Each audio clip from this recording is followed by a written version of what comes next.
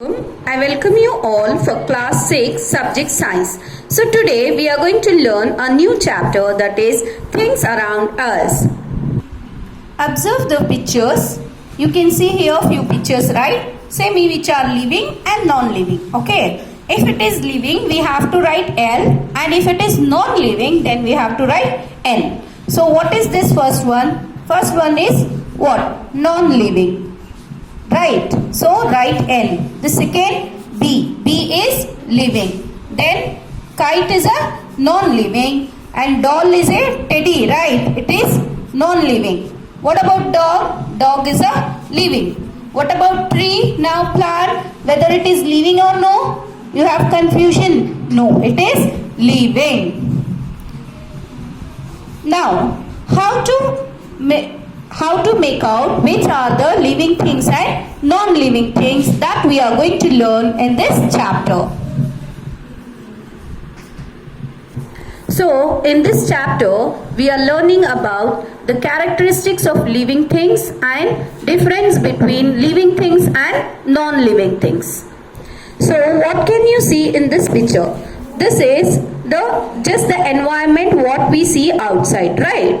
So in this, which are the things living and non-living? Yes, the cow and the birds, yes or no? Plants are living. What about water, mountain, soil? They are non-living. So now we are learning the characteristics of living being. What are the characteristics now? The first one, structural organization.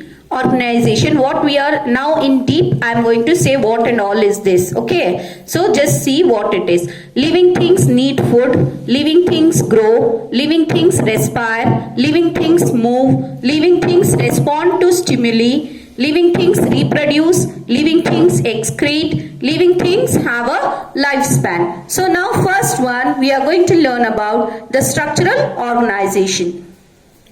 So now here, structural organization means living things have a definite structural organization. Their bodies are made up of cells which are building blocks of the body. Now you can ask me, ma'am, what is a cell? What are you talking about? So further we will see what is a cell.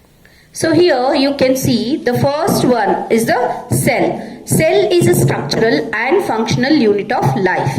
Means all the living organisms are made up of cell. Cell we cannot see with our naked eye. It can be seen only through the microscope. Okay, but all living organism, the tiny thing, what the living organisms are made up of are cell. Okay. That is, you can see here in the figure, this is a cell. Then what is the next? Next is a tissue. A group of similar cells performing a particular function forms a tissue. Okay. Then different tissues performing a particular function form a organ. Which organ can you see here?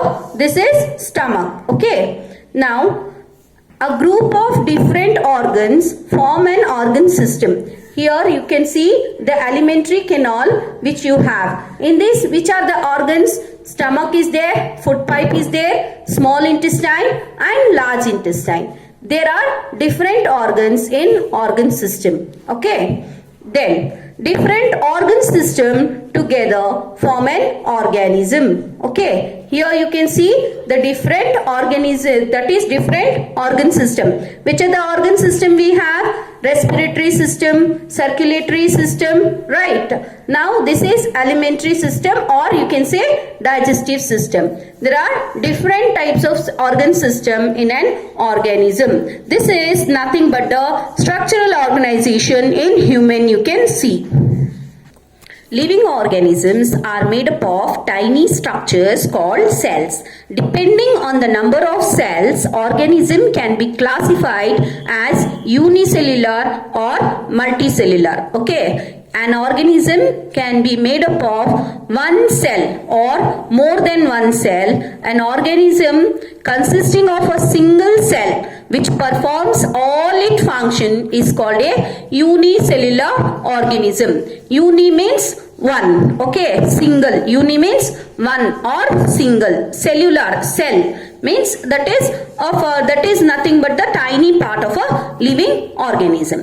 What are the examples? Which are the examples here? Example is amoeba, euglena, paramecium, etc. These all are the microscopic organism which we cannot see with our naked eye. Clear? These are unicellular organism. An organism whose body is made up of many cells is called multicellular. Okay, consisting of several cells is called multicellular. Multi means many. Okay, multi means many. Example, human being, tiger, lion, any dog. Okay, that is plants also are multicellular organisms. All living things grow in size. Plants, you can see plants, right? Seed grow into a small seedling. Okay, seed grow into a small seedling that further grow to become a plant or even tree. You can see in the figure there how that small plant is growing and becoming a tree, right? Same way, even animals, babies grow up to become adult. The kittens grow up to become cats and so on. Here you can see how the small child is growing an adult and again he is becoming a old man, right? That is how all the living organisms have growth in them. Okay. Stimulus, response to stimuli. Stimuli is nothing but a change in the immediate external environment of an organism that causes it to respond or react. Means something is happening near to you, you will respond to it. That is nothing but the stimulus. Plants and animals respond to stimuli. Plants, most plants grow towards light, right? Wherever the light is there only the plant can grow. Light is the stimulus and growth of the plant in the response. Similarly, the leaves of the touch-me-not plant curl up when touched. Yes or no? You have seen that? Yes or no? Yes. When we touch the touch-me-not plant, the leaves will curl itself. That is nothing but the response. What about the animals? Many animals respond to stimuli such as heat, sound and light. If it is very hot, what we do? We'll move from there, right? If for example, if we are standing in the ground, when the teacher says stand in the ground for the PT, right? What happens after some time? You feel very hot. You will think that when I should go from here, right? So, because of heat, we can't stay in the hot sun for a long time. We respond for that. Similarly, here you can see the pan. Yes or no? Even in the kitchen, we cannot touch the hot pan. This is nothing but the stimuli in the human being or in the all the living organism. Not only human beings, not only plants, even the animals. Okay, even animals have the stimulus, means respond to its surrounding.